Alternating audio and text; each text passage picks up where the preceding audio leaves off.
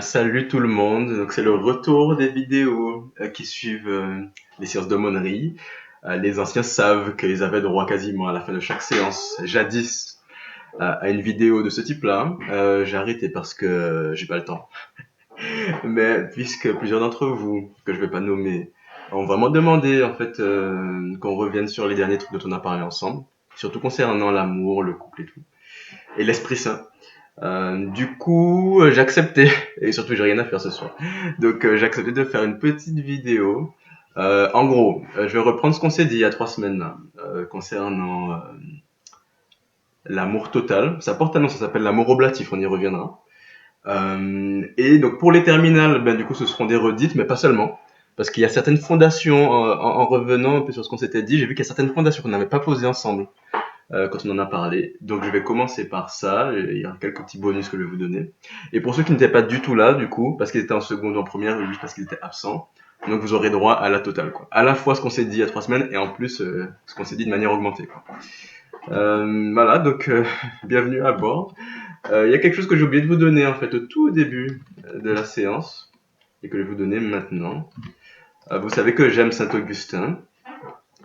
Et voilà, il nous a laissé des grands trésors. Alors, les Confessions de Saint-Augustin, c'est un livre qu'en théorie tout chrétien devrait avoir lu. Dans les faits, c'est pas du tout le cas. En vrai, c'est pas épais du tout. Donc, ça peut être un bon investissement. Ça coûte pas cher. Même ça se trouve en ligne. Si vous aimez lire directement sur un écran. Sinon, ça s'achète, c'est tout petit. C'est direct. Et c'est un monument de la spiritualité chrétienne. Ça a 1500 ans, peut-être même 1600. Et c'est pas du tout périmé, vous verrez. Alors voilà ce qu'il dit. Il dit beaucoup de choses, hein, mais du coup, au 10e livre, enfin au 10e chapitre en gros, de ses confessions, voici ce qu'il dit. Et quelque chose d'intéressant Saint Augustin, il dit comment se fait-il que tout le monde cherche le bonheur? En vrai, c'est pas si naturel que ça. Et il constate que tout le monde cherche le bonheur et il se demande pourquoi. Parce que regardez, par exemple, je peux avoir soif et ne pas avoir conscience de ma soif. Du coup, je vais pas boire mes 2 litres par jour. Je peux avoir faim et ne plus me souvenir même que j'ai faim, ne pas m'alimenter. Mais il remarque que personne n'oublie le bonheur au point d'oublier de le rechercher. Et même ceux qui cherchent mal leur bonheur, du coup, ils vont s'attacher aux drogues ou à des plaisirs, à des substances, ou voilà, peut-être à l'argent, par exemple. Ils peuvent se tromper dans leur manière de rechercher le bonheur, mais ils vont jamais se tromper au point d'oublier de rechercher le bonheur lui-même, même s'ils ne connaissent pas bien le bonheur qu'ils recherchent. Donc cet Augustin se demande comment se fait-il que je recherche le bonheur. Et il se dit même ceux qui ne le connaissent, même ceux qui se trompent dans la manière de rechercher le bonheur, le recherchent malgré tout. Donc il se dit d'où est-ce que ça vient et il se dit mais en fait peut-être que en fait je me souviens du bonheur. C'est pas que je le recherche comme si je ne le connaissais pas ou comme si je ne savais pas ce que c'était. Il dit nous avons tous en nous imprimé, retenez bien ça parce que c'est vraiment l'idée clé, hein. Nous avons tous en nous imprimé déjà un certain souvenir, une certaine connaissance du bonheur. Et ce bonheur-là, en fait, nous ne le choisissons pas. Il nous est donné par Dieu, en fait, dès l'origine. Et peut-être même, est-ce que c'est un Adam, dans le premier homme, lorsque Dieu nous a créés, il a aussi imprimé en nous une certaine connaissance du bonheur. Et donc, nous passons notre vie, non pas à rechercher le bonheur, mais comme à nous souvenir du bonheur que nous connaissions aux origines. Voilà. Voilà ce que pose Saint Augustin. Et il dit en fait, notre bonheur, il est déjà dans notre mémoire. Et si nous n'aimions pas le bonheur, en fait, nous ne le connaîtrions pas. Et si nous ne le connaissions pas, en fait, nous ne le rechercherions pas. Donc voici son raisonnement. Il dit en gros, nous avons déjà un bonheur qui est gravé en nous. Mais il ne dit pas lequel dans ce passage-là. Donc deuxième élément que je vous ai pas donné l'autre fois. Bon, vous allez sur le site du Vatican, vous allez trouver un document qui s'appelle Gaudium et Spes. Donc ça, c'est un monument, encore une fois, que l'Église nous a laissé. Ça a été écrit en 1965, donc d'ailleurs on va fêter les 60 ans là. Ça a été, voilà, 7 décembre 1965. Alors vous remarquerez qu'en bas, vous avez tous ceux qui ont écrit le document, ce sont entre guillemets les meilleurs, hein. Alors c'est signé en latin parce que voilà, on est catholique. Donc forcément c'est signé par le pape lui-même, pape Paul VI. Mais ensuite, donc, il y a un évêque d'Albanie, semble-t-il. Alors, vous verrez, il y a tout le monde, hein. Il y a toutes sortes, tous les patriarches, en gros. En vérité, ils sont près de 300 évêques à avoir signé le document. Là, il y a que les plus grands. Mais alors bon, vous verrez, il y en a un qui est un espagnol apparemment. Ça, je pense que c'est un Mexicain. Tirage de Venise aussi, de Bombay en Inde, de Lisbonne au Portugal. Bon, vous avez que voilà tous les grands patriarches et ensuite même d'autres qui signent encore en bas, quoi. Donc c'est voilà, un monument que nous a laissé l'Église il y a 60 ans. Ça n'a pas trop vieilli, pas trop, parce qu'il y a comme certains aspects. Mais voilà, parmi les passages clés de ce document, que vous pourrez lire, bon, c'est difficile à lire, hein, mais en tout cas, il est accessible en ligne. Et voilà, voilà donc la grande punchline, une des plus grandes de ce document. Il s'intéresse au bonheur, encore une fois, que recherche l'homme. Que c'est pas un document qui concerne que les catholiques, hein, c'est presque une réflexion philosophique sur ce que recherchent les hommes. Et les hommes ou les femmes, vous avez compris. Bon. Et donc, il dit, mais voici,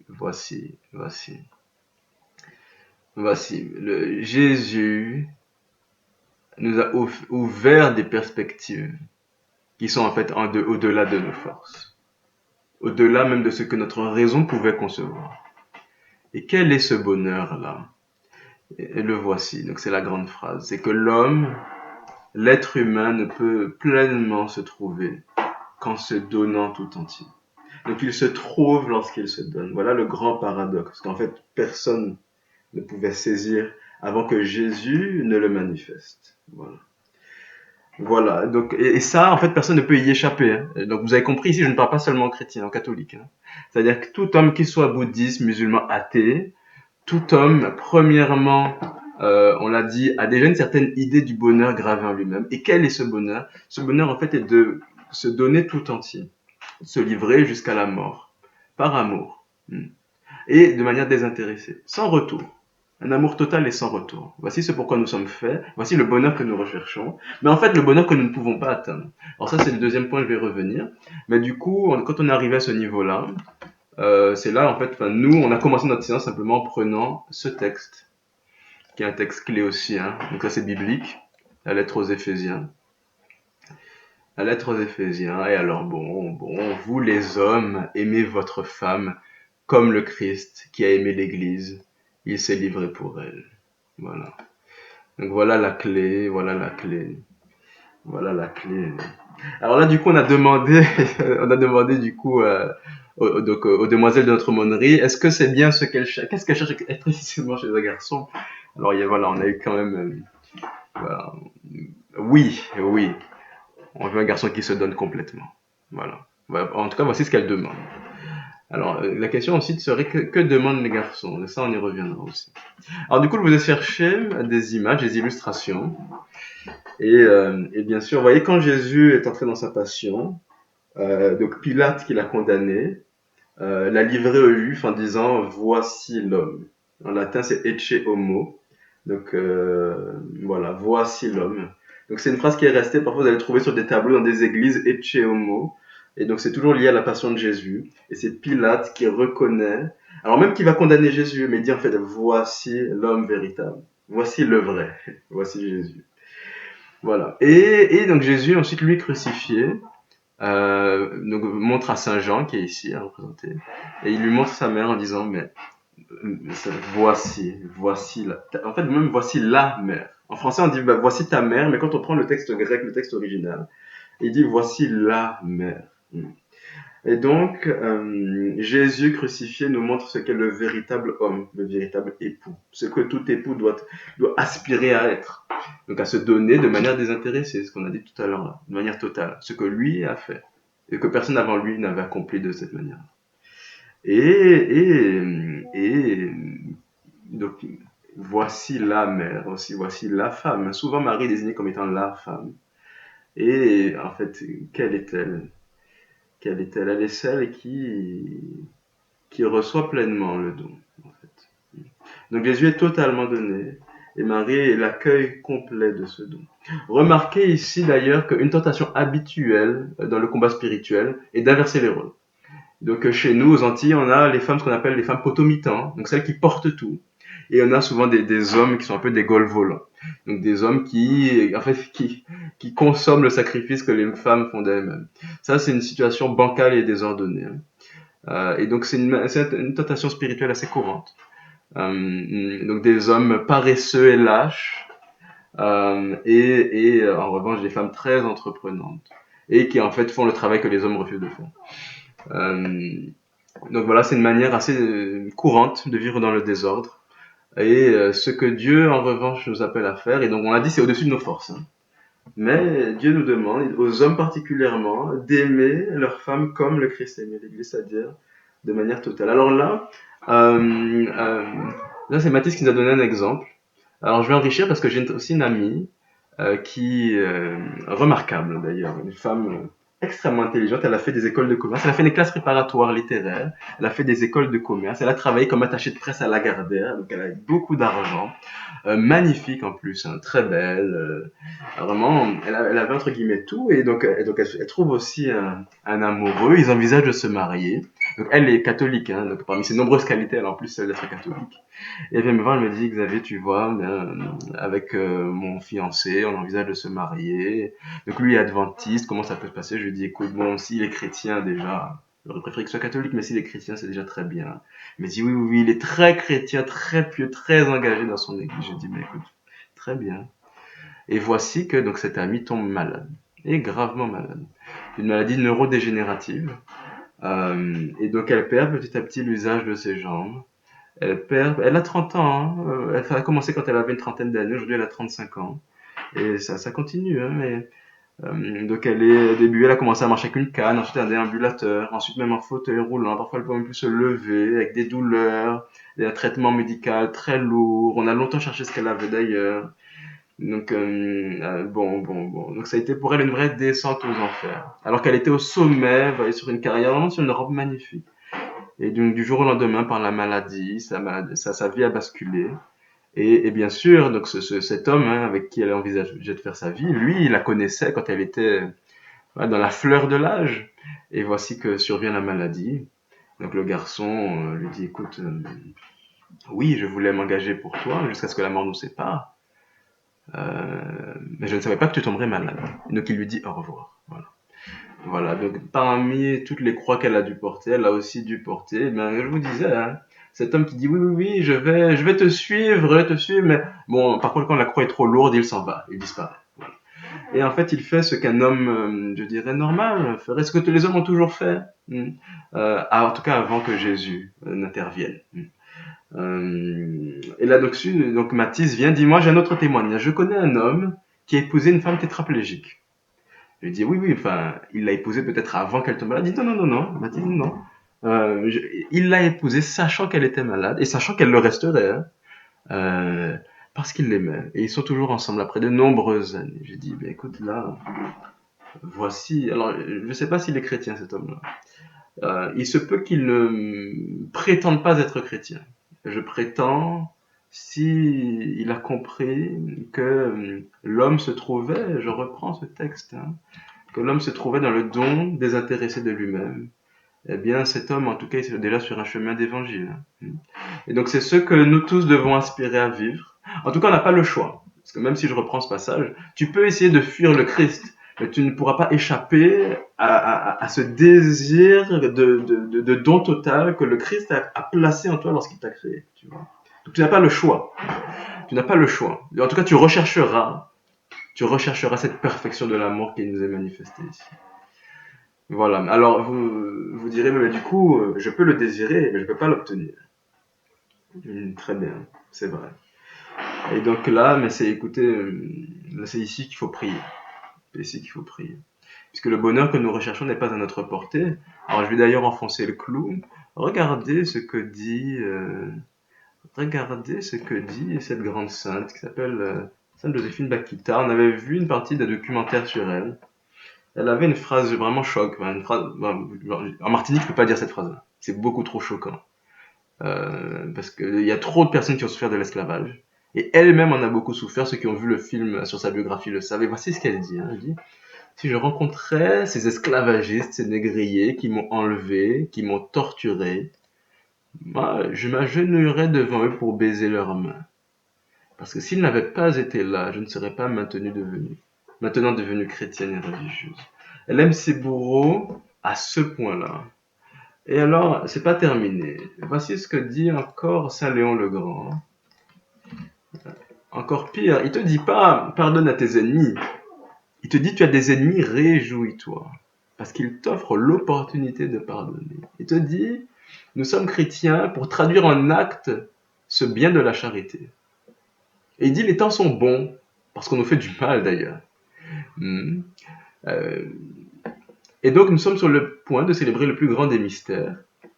Et ce que la bonté de Dieu nous a donné, que nous le rendions à ceux qui nous ont offensés. On t'insulte, on te brime, on te fait souffrir. Réjouis-toi. Réjouis-toi parce que le Seigneur t'offre de rendre le bien qu'il t'a fait. Et quel est le bien que le Seigneur t'a donné en premier? Le pardon. Parce que tu étais pécheur. Et il t'a aimé avant même que tu deviennes juste. Avant même que tu sois régénéré par le baptême. Dieu t'a aimé. Avec toutes les fautes que tu faisais, il t'aimait déjà. Voici que ce même Seigneur t'envoie un frère qui sera pécheur comme tu l'es, et qui te fera souffrir comme toi tu as fait souffrir le Christ. Et le pardon que tu as donc reçu de Dieu, voici que dans ce frère, ou ce mari, vous avez compris, ou ce conjoint, qui te rend le mal pour le bien que tu lui donnes, eh bien, voici que Jésus t'offre de lui offrir le pardon. En te pardonnant, Jésus te donne de lui pardonner. Et donc, voilà, puisque tu es pécheur, et tu as reçu le pardon, alors réjouis-toi de trouver un pécheur en face de toi, à qui toi aussi tu pourras pardonner. Voici ce que dit Saint Léon le Grand. Il ne te dit pas simplement pardonne, pardonne à ceux qui te font du mal, il te dit réjouis-toi de trouver ceux qui te font du mal pour pouvoir leur pardonner. Bon, donc voici encore des extrémités. Donc quand on a dit tout ça, ok, mais à ce moment-là, qui peut être chrétien? Qui peut aller jusque-là? À vrai dire, personne. Sinon celui qui est pleinement imprégné, en fait, de l'esprit de Jésus. Donc Jésus nous a aimés de cette manière-là. Il nous a laissé son esprit qui poursuit en nous l'œuvre que lui a commencée devant nous. Voilà. Donc tout ne s'est pas arrêté sur la croix. Voilà. Jésus, mourant, nous a donné son esprit pour que nous aimions comme lui nous a aimés, puisque nous en sommes incapables sans lui. Donc là, c'est vraiment le temps de prier, c'est ce qu'on a fait du coup la semaine dernière. Mais l'amour que nous cherchons n'est pas à notre portée. Mais Jésus veut nous le donner. Et il y a des exemples, il y aurait beaucoup à dire. Mais l'amour de Dieu est agissant aujourd'hui. Et voilà, et Dieu ne se satisfait pas de nous avoir aimés de manière parfaite. Mais il veut que nous répondions parfaitement à son amour. Et cela se fait en particulier dans les couples. Voilà. Voilà donc la mission. Si quelqu'un cherche l'amour, voici voilà. On ne peut pas le faire en dehors de l'esprit par lequel le Christ s'est livré par amour pour l'Église. Bien. Alors, du coup, comment ça se vit? Parce que vous allez me dire quand même, c'est pas évident. Alors, on va s'arrêter là, mais avant de se séparer, voici quelques clés. Alors, sur le parvis devant l'église de l'Union, dimanche dernier, on a parlé de quelque chose qui s'appelle les vertus. Encore un gros mot dont on ne parle jamais. Vous connaissez sûrement les vices. Vous savez ce que c'est que d'avoir des vices, on en parle beaucoup. Sachez que le contraire des vices, ça s'appelle les vertus. Ça, personne n'en parle. Alors, on va en parler rapidement là. Sachez qu'il existe un grand, d'ailleurs qui était de l'ordre de Saint-Dominique, c'est un dominicain. Il y aurait beaucoup à dire sur l'ordre des dominicains, c'est une certaine spiritualité chrétienne. Et il a écrit, bon, c'était un des plus grands savants de son temps. Il était expert en astronomie, en philosophie, en sciences naturelles, évidemment en théologie. Et donc il nous a laissé, parmi les grandes œuvres qu'il a laissées, il nous a laissé ce traité sur les vertus qui s'appelle le Paradis de l'âme. Vous le trouvez très facilement sur Google en tapant juste le Paradis de l'âme. Il y a un site où c'est, donc c'est le livremystique.com. Alors vous trouvez tout. Alors du coup, je vais pas faire toute la liste, vous voyez, là il y en a quand même 42. On va pas tout faire. Il y en a, par rapport au tableau que je vous ai montré, il y en a deux vertus simplement qu'on va lire, qu'on va regarder très, très rapidement. Une vertu pour les garçons, une vertu pour les filles. Puisque en général c'est par leur mollesse que les garçons pêchent. Voilà, la libéralité. La libéralité. C'est difficile pour un garçon de se donner totalement. Et le plus souvent, on essaie de se donner à distance. Ça, c'est une faiblesse habituelle. On va donner quelques miettes. On va donner des choses. On va faire des cadeaux. Voilà, les garçons peuvent faire beaucoup de cadeaux. Mais il y a un cadeau qu'il aura beaucoup de mal à te faire, c'est lui-même, en fait. Voilà, l'enjeu pour nous, c'est une vertu à demander constamment, la vertu de libéralité, qui est très bien décrite là, mais simplement, voici la phrase que j'aimerais que vous reteniez. En chacun de ses dons, Dieu se donne lui-même sans mesure. Voilà. Puisqu'il est très facile de donner des choses extérieures, beaucoup plus difficile de se donner soi-même. Ce que Jésus a fait en s'incarnant. Jésus, c'est lui le vrai soleil, la vraie lumière. Le soleil peut briller de loin, mais Jésus n'était pas satisfait de nous avoir donné cet astre qui nous réchauffe, qui nous donne la croissance, qui nous nourrit aussi en donnant la croissance aux plantes. Mais non, Jésus était le soleil qui voulait non pas seulement briller de loin, mais briller en nous-mêmes. C'est pour ça qu'il s'est incarné, c'est pour ça qu'il se donne dans la communion. On peut dire que Jésus est le vrai soleil. Parce que, contrairement au soleil qui brille de loin, Jésus a voulu euh, nous illuminer notre nature même, en l'assumant, en devenant homme, quoi, et en mourant par amour pour nous. En chacun de ces dons, Dieu se donne lui-même sans mesure. Voilà. Une autre phrase encore de Saint Augustin qui dit: la mesure de l'amour, c'est de se donner sans mesure. La mesure de l'amour, c'est d'aimer sans mesure. Pardon. Voilà.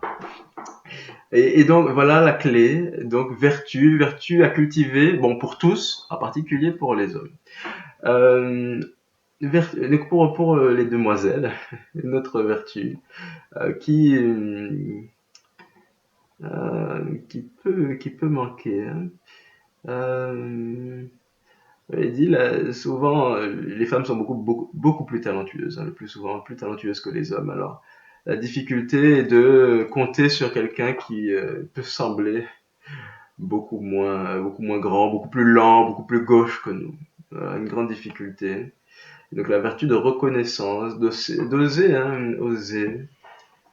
oser compter sur parfois plus petit que soi. Ça, c'est une grande preuve d'amour. Hein. Ça aurait plutôt été l'humilité, à vrai dire.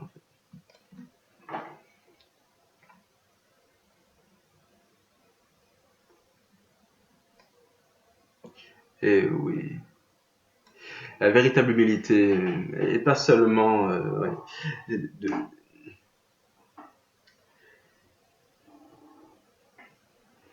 en Dieu à ceux qui l'écoutent. Oh oui, la véritable humilité en fait, est de voir que dans tous ces dons, que toutes les qualités que l'on a ne nous appartiennent pas, mais que tous les honneurs ne sont dus qu'à Dieu. Voici donc la véritable humilité, hein, qui peut être extrêmement difficile, parce que je l'ai dit souvent, les femmes sont talentueuses, plus talentueuses que leurs hommes, assez souvent. Et donc la clé ici, la vertu, sûrement le plus difficile est d'oser laisser la première place à celui qui peut être parfois plus petit que nous. Voilà. Dans les Écritures, on dit que Dieu est celui qui marche au pas de la brebis qui allait. Une grande parabole, une grande image du pasteur. Et en fait, de marcher au pas de celui qui est plus lent que nous. Voilà la véritable humilité à laquelle nous sommes invités. On va s'arrêter là. Voilà, ce sera mon dernier message. Et donc, les qualités que l'on peut avoir, de ne pas les revendiquer pour soi-même en se mettant en avant, mais de les renvoyer à celui qui est notre chef, à celui qui est plus grand que nous, à Dieu lui-même. Voilà. Très bien, écoutez, bonne soirée. Et donc demain, c'est la fête de l'Ascension. Jésus siège à la droite de Dieu et nous appelle à siéger avec lui. Alors, une grande fête sous-cotée. Donc prenez le temps, si vous êtes à la messe demain, on se verra. Si vous êtes à la messe en avant, je serai sûrement à l'église en train de prier. Donc j'espère à demain. Et prenez le temps de méditer sur Jésus qui monte, qui est le premier, hein, qui monte. Donc on dit Jésus est la tête de son corps qui est l'Église, et Jésus qui est notre tête rentre auprès du Père, là où le corps tout entier est certain de bientôt entrer auprès de lui. Donc on se réjouit de voir Jésus au ciel parce qu'on sait que notre place est auprès de lui, en Dieu. Donc réjouissons-nous, et ornons notre vie des plus belles vertus chrétiennes. Voilà ce que je souhaite pour vous. Je prierai pour cela pour vous, priez aussi pour moi, et à très vite.